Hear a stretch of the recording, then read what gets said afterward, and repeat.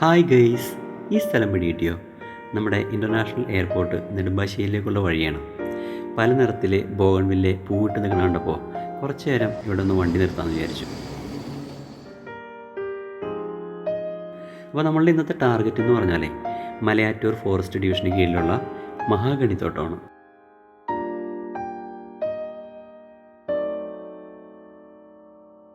അങ്ങനെ എത്തി ഗെയ്സ്.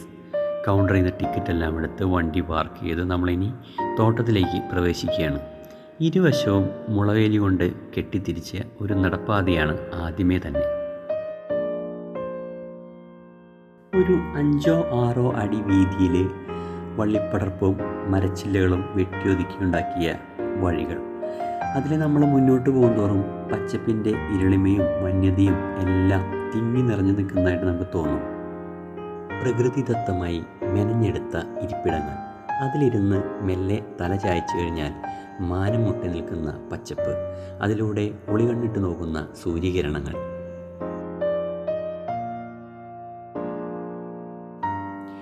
ഇതുപോലുള്ള വഴിയിലൂടെ ആദ്യമായിട്ടാണ് വരുന്നതെങ്കിൽ നമുക്കൊരു പേടിയൊക്കെ ഉണ്ടാവും.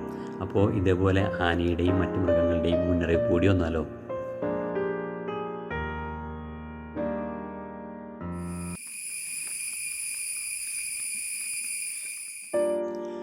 ഇനി നമ്മൾ കാണാൻ പോകുന്നത് പല മലയാളം തമിഴ് മൂവിയിലെ ഫ്രെയിമിൽ പതിഞ്ഞതാണ്.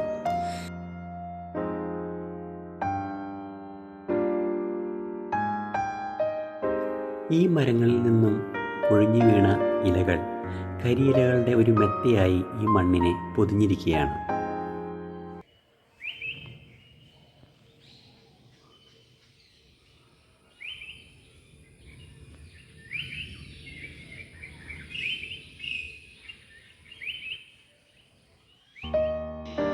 കാട്ടിലെ കിളികളുടെ നാദവും ചീവീടിൻ്റെ കരച്ചിലും കാറ്റിൻ്റെ ഒച്ചയും എല്ലാം നമ്മളുടെ കാതുകളെ മാത്രമല്ല മനസ്സിനെ വരെ തൊട്ടുണർത്തും.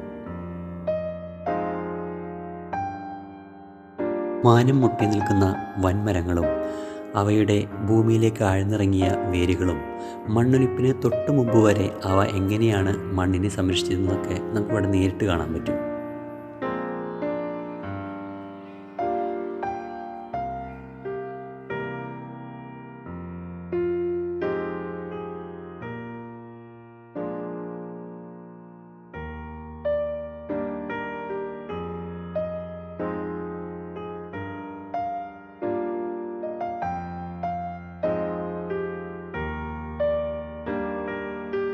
ഏകദേശം ഒരു 1/2 കിലോമീറ്റർ നടന്നിട്ടാണ് നമ്മളിവിടം വരെ എത്തിച്ചേരുക. ഇവിടെ വന്നാൽ കുറച്ച് നേരം ഇരുന്ന് എന്തെങ്കിലും വെള്ളം കുടിക്കുകയോ സ്നാക്സ് കഴിക്കുകയോ ഒക്കെ ചെയ്യാം.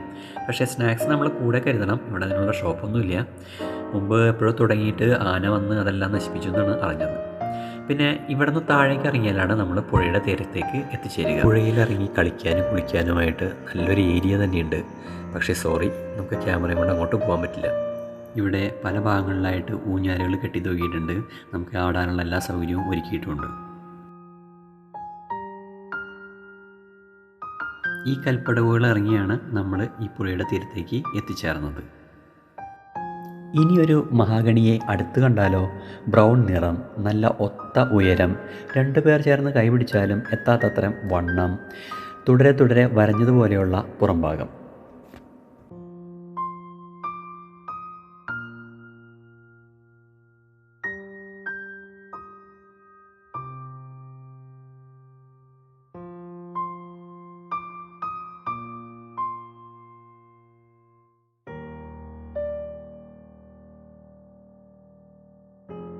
കാടിൻ്റെ പച്ചപ്പും കിളികളുടെ നാദവും കരിയിലകൾ ഞെരിഞ്ഞമരുന്ന ശബ്ദവും എല്ലാം വിട്ട് നമ്മളിവിടെ നിന്ന് തിരിക്കുകയാണ്.